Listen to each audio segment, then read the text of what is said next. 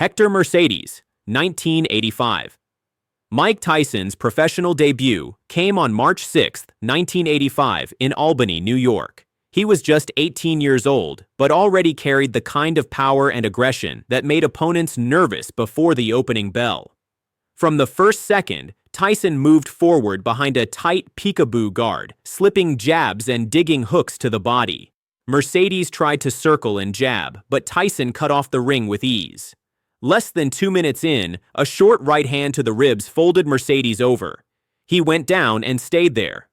The referee waved it off. Tyson had his first win, his first knockout, and a blueprint for everything that would follow. Relentless pressure, fast hands, and an intensity few fighters could survive. Trent Singleton, 1985. Just weeks after his debut, Mike Tyson returned to the ring against Trent Singleton.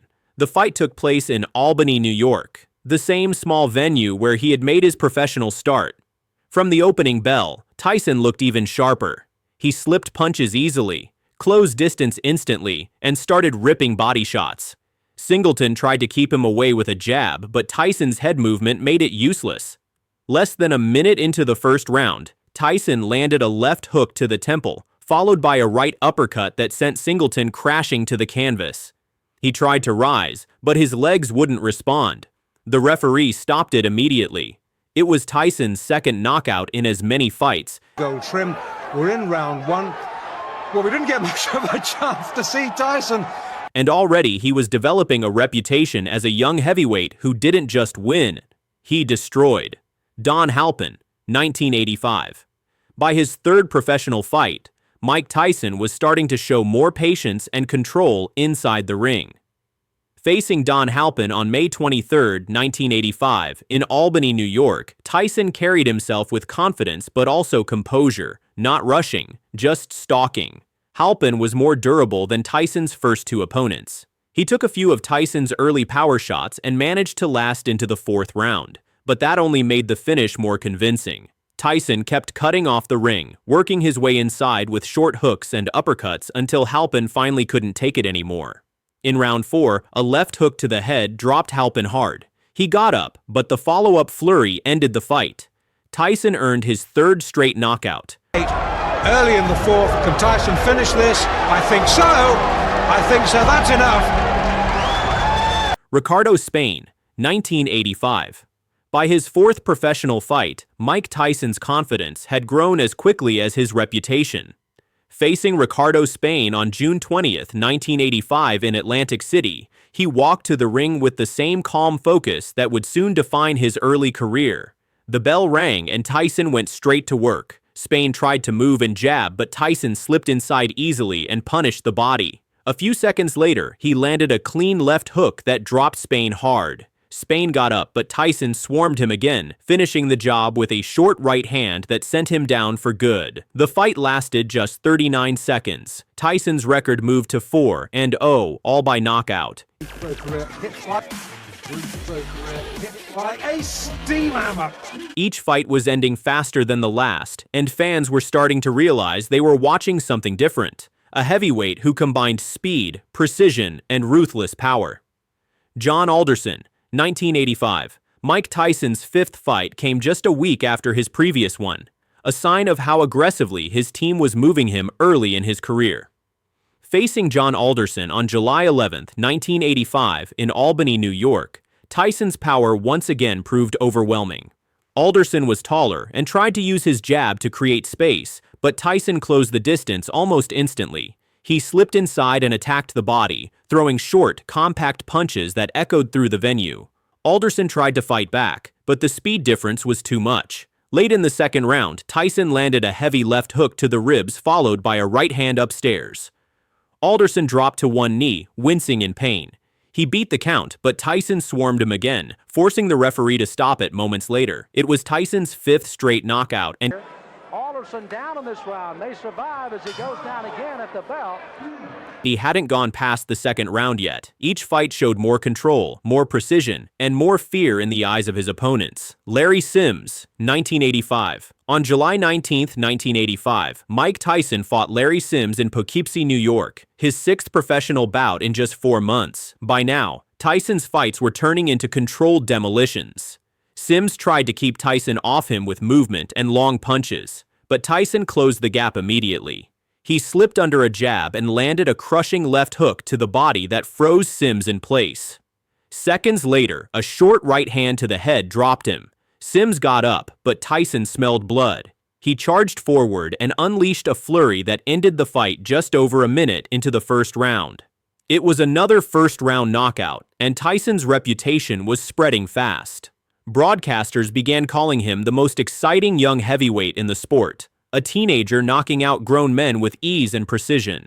Lorenzo Cannady, 1985. On August 15, 1985, Mike Tyson faced Lorenzo Cannady in Atlantic City, and the result followed the same pattern as his first 6 fights, another quick, violent finish. Cannady tried to box from the outside, flicking his jab to keep Tyson away. It worked for a few seconds. Then Tyson slipped inside, dug a left hook to the body, and followed with a right uppercut that snapped Cannady's head back. The combination stunned him, and Tyson didn't hesitate. A short burst of punches sent Cannady to the canvas.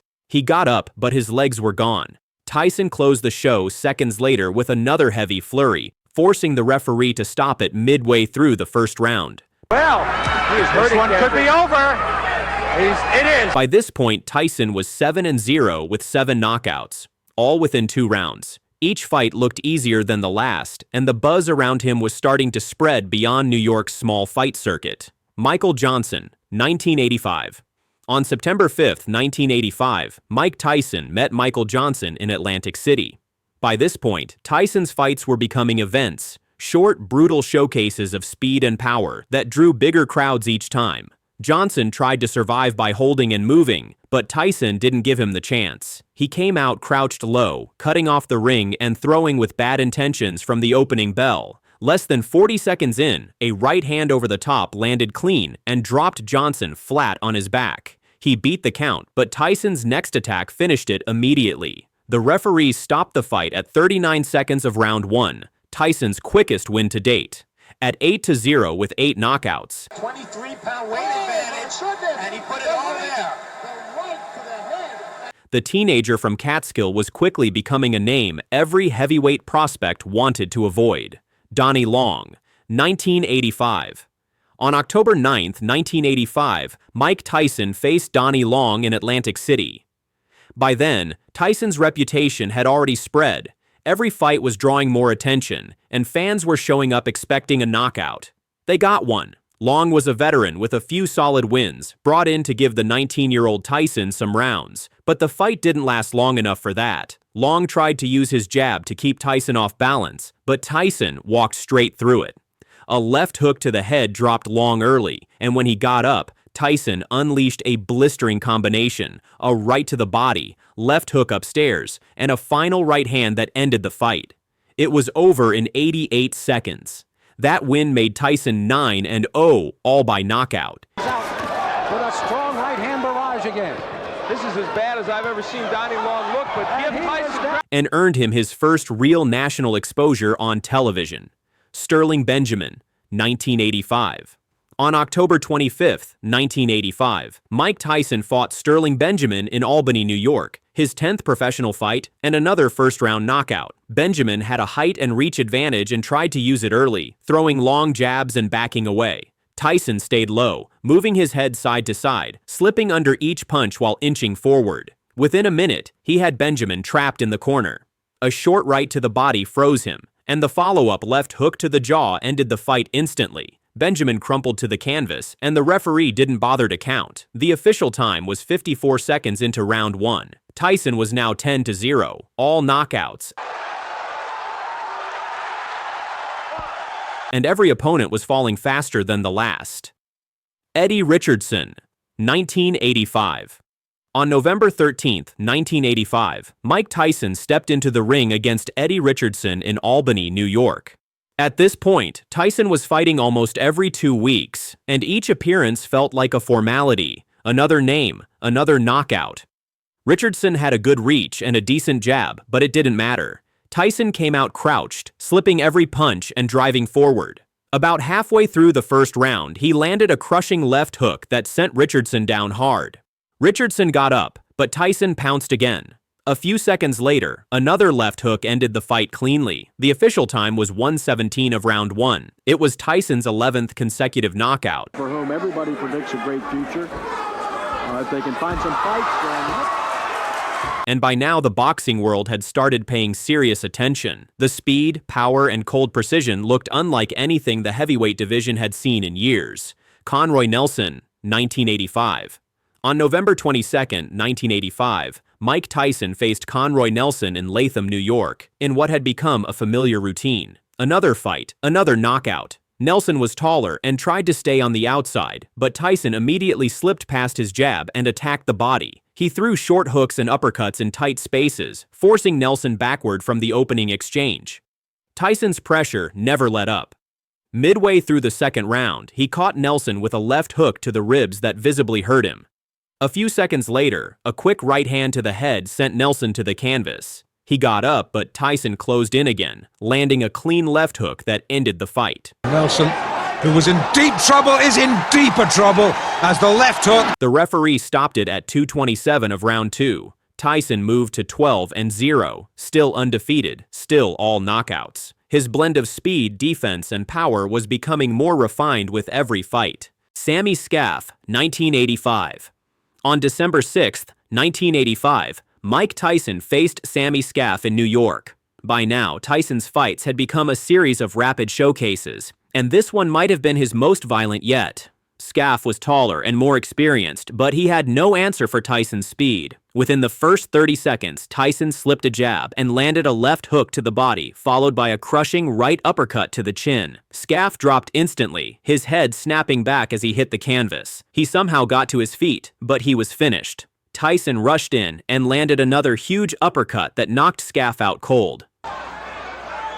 Tyson does not throw wild punches, Sam. That's Big left hook. And there is Scaff down. The fight lasted just 91 seconds. At 13-0, all knockouts, Tyson was becoming a national story. Mark Young, 1985. On December 27, 1985, Mike Tyson fought Mark Young in Albany, New York.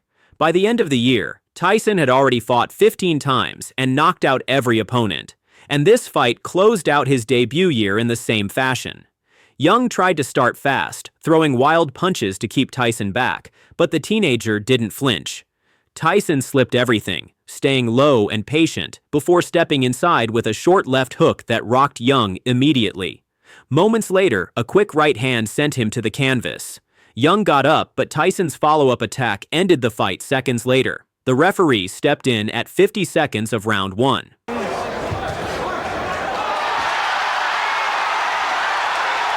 Tyson finished 1985 with a record of 15-0, all knockouts, most of them coming in the first round. He entered 1986 as one of boxing's fastest rising prospects, a 19-year-old knockout machine with momentum that showed no signs of slowing down. David Jacko, 1986. On January 11, 1986, Mike Tyson stepped into the ring with David Jacko in Albany, New York. By this point, Tyson was a 19-year-old sensation with 16 straight knockouts, but Jacko was expected to test him. He was taller, heavier, and far more experienced, a veteran who had fought several established contenders. The fight didn't last long. From the opening bell, Tyson stalked forward, slipping punches and working the body. Jacko tried to keep him at range with jabs, but Tyson's defense was airtight. Late in the first round, Tyson landed a short right hook to the ribs followed by an uppercut that stunned Jacko. Moments later, a left to the body and right to the head sent him crashing down. Jacko got up, but his face was swelling and his nose was bleeding. He didn't come out for the third round. Tyson moved to 17-0 with 17 knockouts. Fight of the previous 15, 11 inside a round.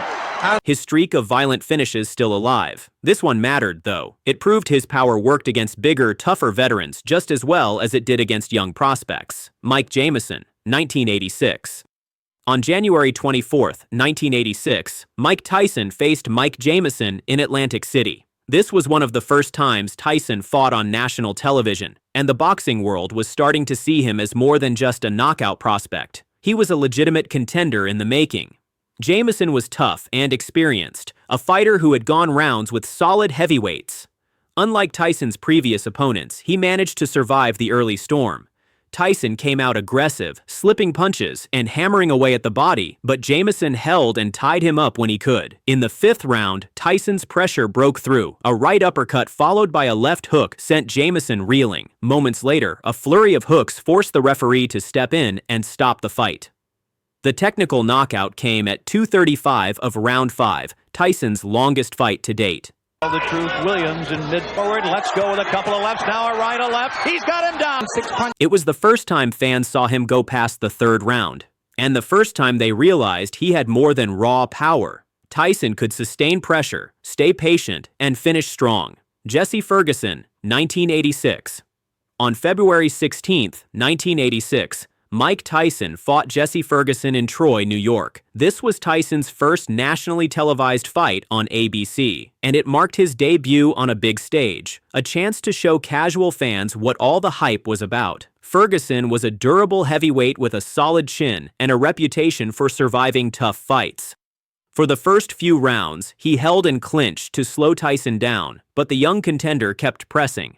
Tyson's defense was sharp, and his counterhooks were brutal every time Ferguson tried to throw. In the 5th round, Tyson broke through. A vicious uppercut snapped Ferguson's head back and dropped him hard to the canvas. He beat the count, but from that moment on, he stopped fighting to win and started fighting to survive. Tyson kept attacking, landing to the body and head while Ferguson held on to avoid another knockdown.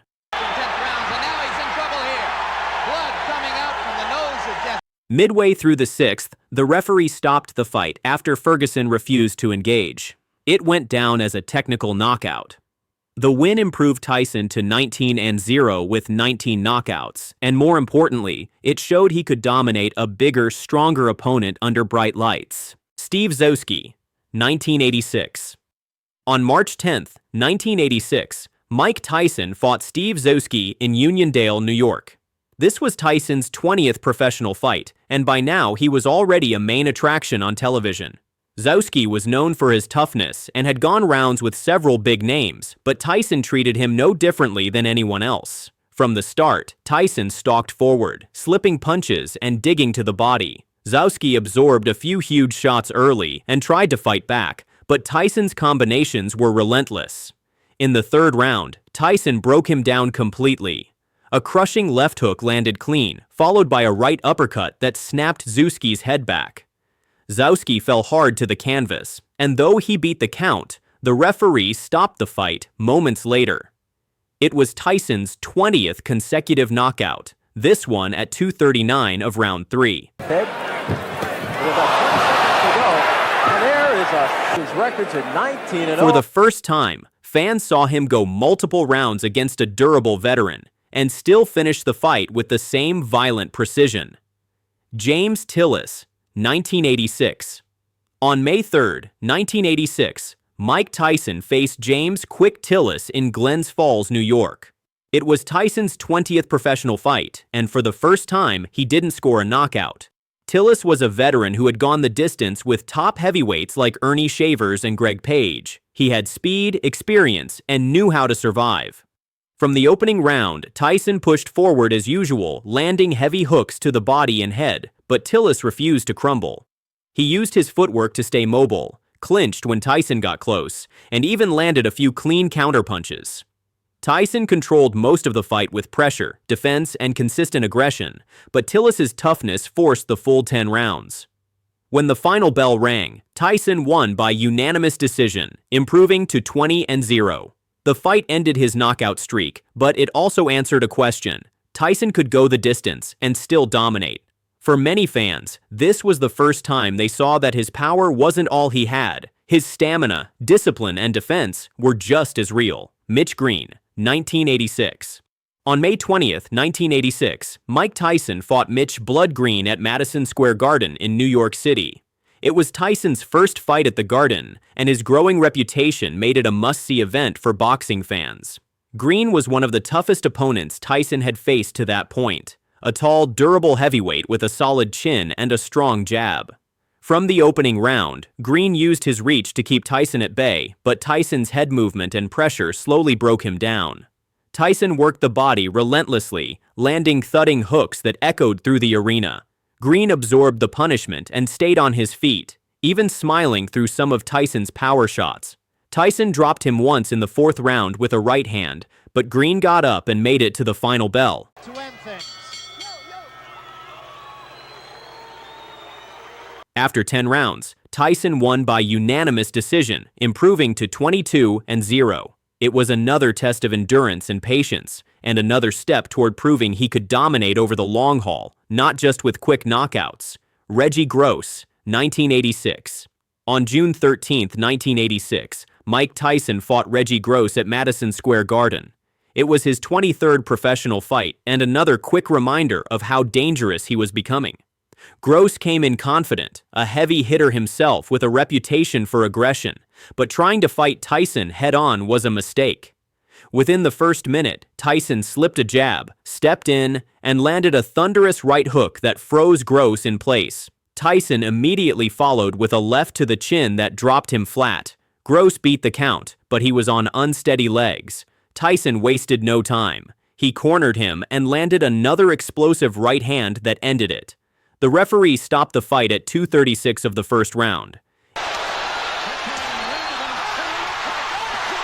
It was Tyson's 21st knockout and one of his most efficient. His timing, accuracy, and balance were already those of a seasoned champion. William Hosea, 1986. On June 28, 1986, Mike Tyson faced William Hosea in Troy, New York. At this point, Tyson was fighting almost every 2 weeks, cutting through the heavyweight ranks at a pace no one had seen before. Hosea came in bigger and longer, trying to tie Tyson up on the inside, but the plan didn't last. Tyson immediately went to the body, throwing short hooks and uppercuts that forced Hosea backward. Early in the first round, Tyson landed a left hook that snapped Hosea's head around, followed by a right hand that sent him to the canvas. Hosea got up, but Tyson's follow-up barrage ended it seconds later. The referee stopped the fight at 2:03 of the first round. And down. The win improved Tyson to 23-0 with 21 knockouts. His combinations were getting tighter, his footwork cleaner, and his patience more refined. Each fight was another step toward a title shot, and the intimidation factor was now part of the matchup before the bell even rang. Lorenzo Boyd, 1986. On July 11, 1986, Mike Tyson fought Lorenzo Boyd in Swan Lake, New York. At this stage, Tyson's streak was building real momentum. Every fight brought him closer to a title shot, and every opponent looked less and less like they wanted to be there. Boyd tried to fight bravely, throwing combinations early, but Tyson slipped inside with ease. The pattern was familiar by now. Tyson cutting the distance, attacking the body, and forcing his opponent into the ropes. Late in the second round, he found his opening. A left hook to the head staggered Boyd, and a quick right uppercut sent him crashing down. A sharp right uppercut to the body by Tyson. Again, a double right hand to the body. Boyd tried to get up, but the referee waved it off at 2:01 of the second round. Tyson moved to 24-0 with 22 knockouts. The combinations were sharper, the movement tighter, and his confidence was starting to feel unshakable. The teenage knockout artist was now one fight away from a national breakthrough. Marvis Frazier, 1986. On July 26, 1986, Mike Tyson stepped into the ring with Marvis Frazier, the son of former heavyweight champion Joe Frazier. Marvis came in with a 16-1 record, his only loss to Larry Holmes, and many believed his experience and pedigree would test the young knockout artist. It lasted 30 seconds. From the opening bell, Tyson exploded forward, slipping under Frazier's jab and landing a right uppercut that sent him straight to the canvas. Frazier hit the mat unconscious, his head snapping back violently as the crowd erupted. The referee didn't bother with a count. It was one of the most devastating knockouts of Tyson's early career. Quick, brutal, and perfectly timed.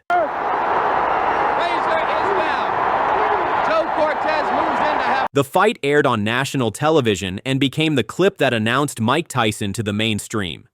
After this night, the question was no longer if he'd fight for a world title, it was when. Tyson was now 25-0 with 23 knockouts, and his aura of invincibility was fully established. Jose Ribalta, 1986. On August 17, 1986, Mike Tyson faced Jose Ribalta in Albany, New York, one of the few opponents tough enough to truly test him during his rise. Ribalta was 6 feet 5 inches, durable and confident, determined not to be another early knockout. From the opening bell, Tyson attacked relentlessly. He slipped jabs, worked the body, and snapped Ribalta's head back with hooks and uppercuts. But unlike Tyson's previous opponents, Ribalta kept getting up. Tyson dropped him in the second round, again in the 8th, and one final time in the 10th. Even after absorbing massive punishment, Ribalta kept fighting back, earning Tyson's respect. But by the 10th round, the accumulation of damage was too much. Tyson cornered him and unloaded a final barrage that forced the referee to step in at 1:37 of round 10.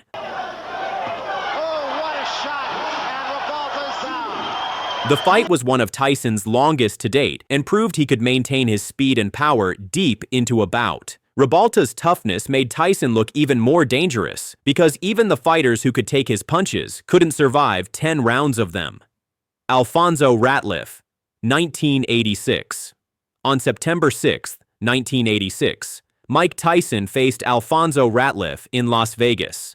Ratliff was a former cruiserweight champion with a tall frame and long reach, and many thought his size might give Tyson some problems. Ratliff started well, using his jab and movement to keep Tyson on the outside. For about a minute, it looked like he might actually frustrate him, but Tyson adjusted almost instantly. He slipped under Ratliff's jab, closed the distance, and began ripping body shots that took the air out of him. Midway through the second round, Tyson landed a left hook to the ribs followed by a crushing right to the head. Ratliff went down hard and barely beat the count. Tyson swarmed immediately, finishing the fight with a right hand that dropped him again. The referee stopped it at 1:41 of round 2. The win improved Tyson to 26-0 with 24 knockouts, and it was his final fight before his first world title opportunity.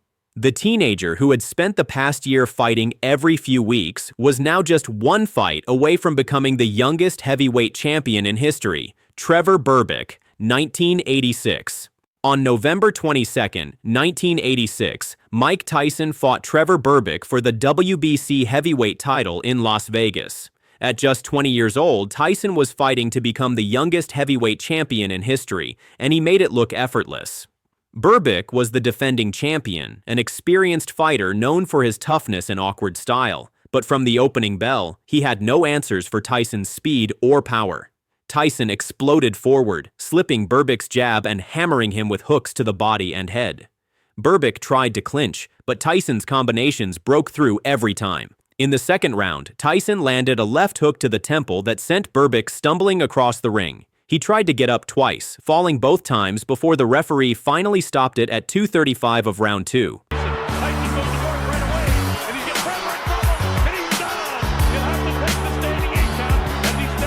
Mike Tyson was now the youngest heavyweight champion in boxing history, a record he still holds. The win completed one of the fastest rises the sport had ever seen. 27 fights in 20 months, almost all by knockout, ending with a world title. It was the beginning of an era. James "Bonecrusher" Smith, 1987.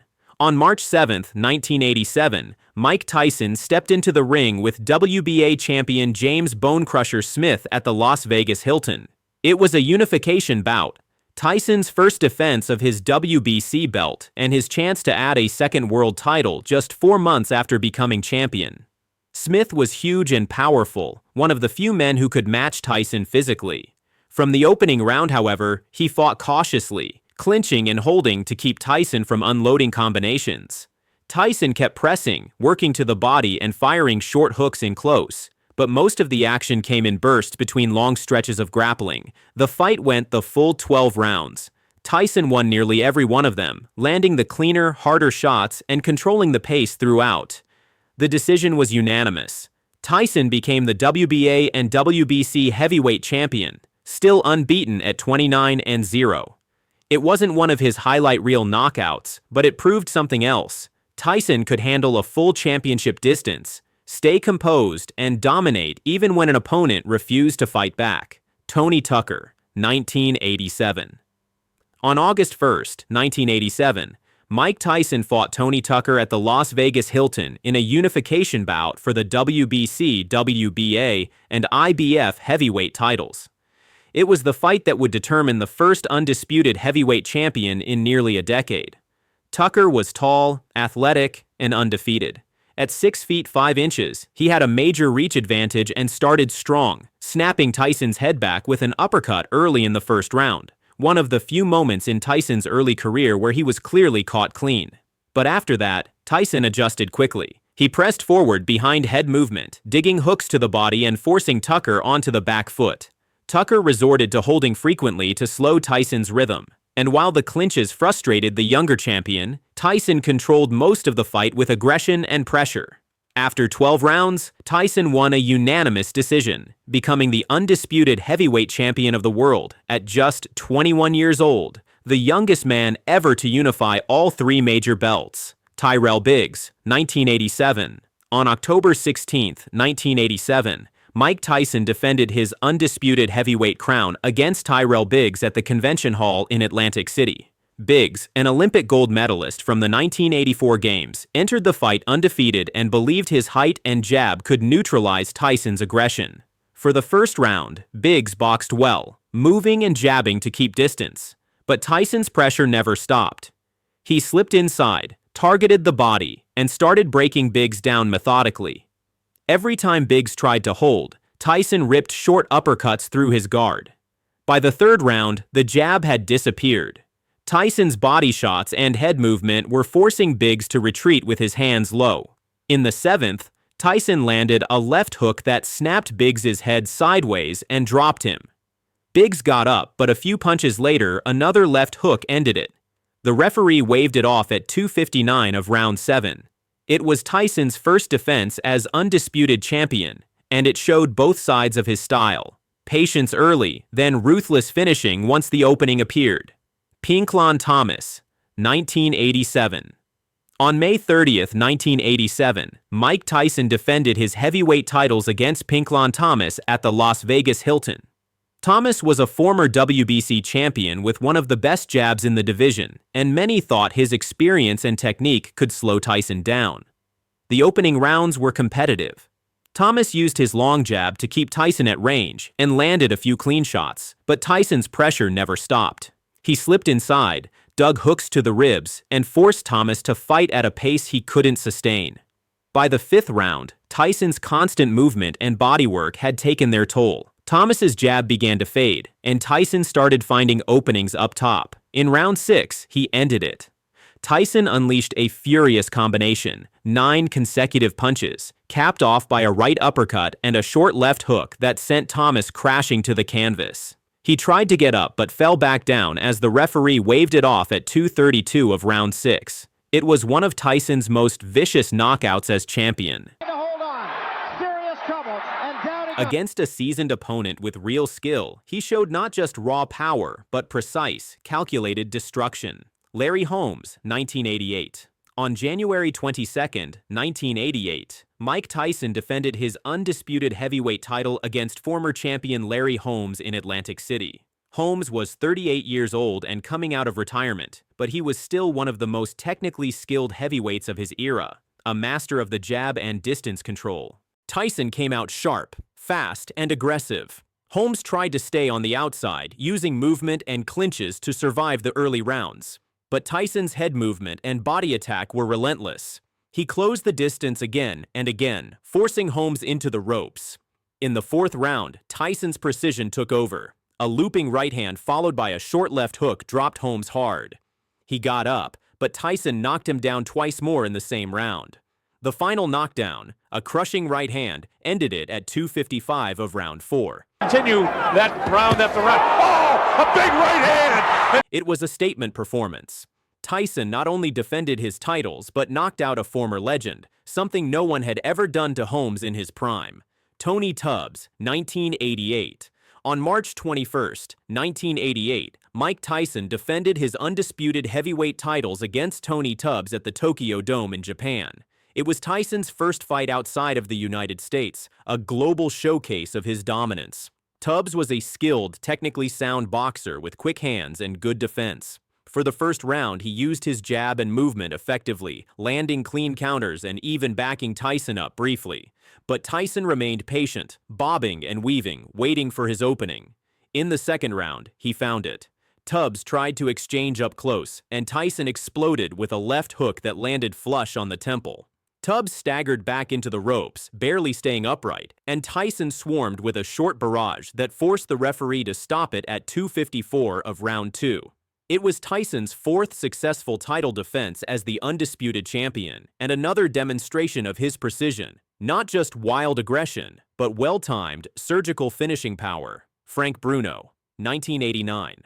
On February 25, 1989, Mike Tyson defended his undisputed heavyweight titles against Frank Bruno at the Hilton in Las Vegas. The fight was originally scheduled for late 1988, but had been delayed multiple times, and by the time the bell rang, anticipation was high. Bruno was a big, strong challenger with genuine knockout power.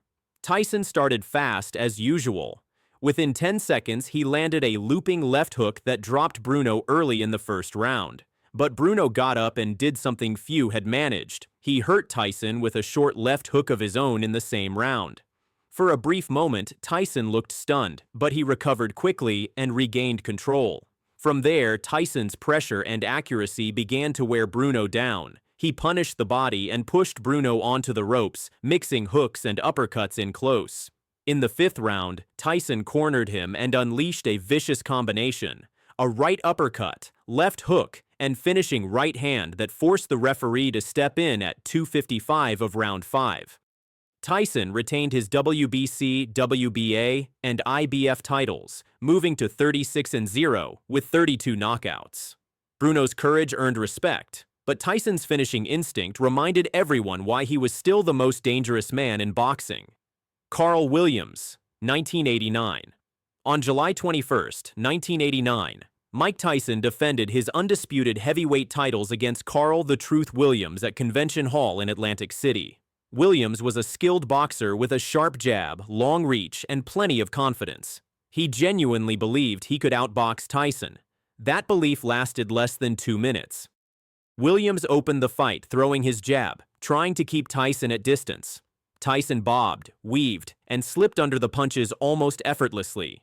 About a minute in, he exploded with a perfectly timed left hook that caught Williams flush on the jaw. Williams hit the canvas hard, tried to get up, and stumbled as the referee reached the count of 10. The fight was over at 1:33 of round 1. It was one of Tyson's most clinical knockouts, a single punch, thrown at full speed with perfect precision. With that win, Tyson improved to 37-0, remaining the undefeated, undisputed heavyweight champion of the world. At this point, he seemed untouchable. Every title defense looked easier than the last. But this fight also marked the final peak before everything began to change. Alex Stewart, 1990. On December 8, 1990, Mike Tyson faced Alex Stewart at the Convention Center in Atlantic City. It was Tyson's first fight since his shocking upset loss to Buster Douglas earlier that year, and fans were eager to see if the former champion still had his trademark aggression. He answered that question immediately.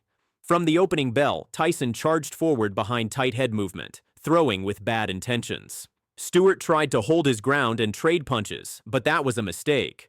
Tyson's first left hook opened a cut over Stewart's right eye, and moments later, a right hand sent him crashing to the canvas. Stewart got up, only to be dropped again by another violent combination. The fight lasted 2 minutes and 27 seconds. Tyson had landed 26 punches, nearly all of them power shots, before the referee stopped it. It was a brutal reminder that despite the Douglas loss, Tyson was still one of the most explosive fighters alive. The old fire was back, and the intimidation returned with it. Henry Tillman, 1990. On June 16, 1990, Mike Tyson faced Henry Tillman at Caesars Palace in Las Vegas. This fight carried a bit of personal history. Tillman had beaten Tyson twice in the amateurs, once costing him a spot on the 1984 U.S. Olympic team. 6 years later, Tyson had the chance to settle it under professional lights. From the opening bell, Tyson looked focused and angry. Tillman tried to circle and jab, but Tyson's head movement erased any distance. Midway through the first round, Tyson slipped a jab and countered with a short, devastating right hand that landed flush on Tillman's chin. Tillman went down immediately, flat on his back. He tried to move but couldn't. The referee waved it off at 2:47 of round 1. It was quick and emphatic. Pure revenge, delivered Tyson style. The win improved him to 39-1 and reminded everyone that, even after losing his titles, his power and precision were still unmatched. Donovan Razor Ruddock, 1991, first fight. On March 18, 1991, Mike Tyson faced Donovan Razor Ruddock at the Mirage in Las Vegas. This was Tyson's toughest test since losing the title, a brutal matchup between two of the hardest punchers in the division. From the opening bell, both men came to fight. Ruddock was dangerous with his trademark left uppercut, which he called the smash, but Tyson's head movement and speed allowed him to close the gap and land first. Tyson's hooks to the body and short right hands inside began to slow Ruddock early. In the third round, Tyson dropped Ruddock with a right hand, though Ruddock beat the count and kept swinging. The middle rounds turned into a slugfest, both fighters throwing heavy shots, neither willing to back off. Tyson's combinations were cleaner, but Ruddock's power kept him in it. In the seventh round, Tyson landed another vicious right hand that sent Ruddock stumbling. The referee jumped in and stopped the fight, ruling it a technical knockout. Oh, what a right by Tyson! And Ruddock continues. At 2:22 of round 7. The stoppage was controversial. Ruddock protested and fans booed. But Tyson had done enough to win convincingly. It was one of the most violent fights of his career, a reminder that even without the belts, he was still the most dangerous man in the division. Donovan Razor Ruddock, 1991, second fight. On June 28, 1991, Mike Tyson met Donovan Razor Ruddock again just 3 months after their first war. The rematch took place at the Mirage in Las Vegas and was billed as unfinished business, a chance to settle the controversy from the previous stoppage. This time, both fighters came in with bad intentions. Tyson started aggressively, throwing heavy hooks from the opening bell, while Ruddock stood his ground and traded. The first few rounds were brutal. Tyson working the body, Ruddock firing back with his signature left uppercut. Every exchange was dangerous. In the second round, Tyson dropped Ruddock with a clean left hook. Ruddock got up, smiled, and kept swinging. The fight turned into a war of attrition. Both men absorbed punishment but refused to back down. Tyson's combinations were faster. Ruddock's punches were heavier. By the middle rounds, Tyson was landing more consistently, but Ruddock's chin and toughness kept him upright. The pace slowed, yet the tension never dipped. When the final bell rang, both fighters were bloodied and exhausted. Tyson won by unanimous decision after 12 violent rounds. The first time since 1987 he'd gone the full distance. Against a power puncher who wouldn't break, Tyson showed he could outlast the storm and still come out on top. Buster Mathis Jr., 1995. On December 16, 1995, Mike Tyson faced Buster Mathis Jr. at the Spectrum in Philadelphia. It was Tyson's second fight back after serving 3 years in prison, and fans were watching to see if he still had the same explosiveness that once made him unstoppable. Mathis wasn't a big puncher, but he was slick, elusive, and fought with a crouching style that resembled Tyson's own. For the first 2 rounds, he used movement and clinches to keep Tyson off rhythm, even landing a few short counters inside. Tyson stayed patient, stalking behind head movement, looking for the right moment to strike. In the third round, he found it. Mathis ducked low to avoid a combination, but Tyson timed him perfectly, throwing a short right uppercut that snapped Mathis's head upward. As Mathis started to fall, Tyson followed with a left hook that sent him down hard. He never made it up before the referee waved it off at 2:32 of round 3. The knockout was classic Tyson, compact, explosive, and violent. Tyson with a left hook, a right uppercut, down goes McNeely again. Steve, he's very hurt. It showed that even after years away, his timing and finishing instincts hadn't faded. He moved to 44-1 and the Tyson comeback was officially in full swing. Bruce Seldon, 1996. On September 7, 1996, Mike Tyson fought Bruce Seldon at the MGM Grand in Las Vegas for the WBA heavyweight title. Tyson had regained the WBC belt earlier that year and was now aiming to unify once again. Seldon was a capable boxer with good power and a strong jab, but against Tyson he never had a chance to settle. From the opening bell, Tyson's pressure forced Seldon backward. He cut the ring off immediately and went to the body before exploding upstairs. Halfway through the first round, Tyson landed a quick right hand that sent Seldon stumbling to the canvas. Seldon got up but looked unsteady. Seconds later, Tyson connected with a left hook that dropped him again. Seldon rose once more, but his legs were gone, and the referee stopped the fight at 1:49 of round 1. Tyson was now the WBC and WBA heavyweight champion, back on top of the boxing world with another violent first-round finish. But the night would be remembered for more than the fight. It was the same night that rapper Tupac Shakur was fatally shot just hours after leaving the MGM Grand, giving the event a haunting place in sports history. Frank Bruno, 1996, rematch. On March 16, 1996, Mike Tyson stepped into the ring with Frank Bruno for the second time, this time at the MGM Grand in Las Vegas. Their first meeting 7 years earlier had been brutal, and now the stakes were higher. The WBC heavyweight title was on the line. Bruno had finally achieved his lifelong dream by winning the belt the previous year, but Tyson was on a mission to reclaim his place at the top after serving his prison sentence. From the opening bell, Tyson attacked with controlled fury.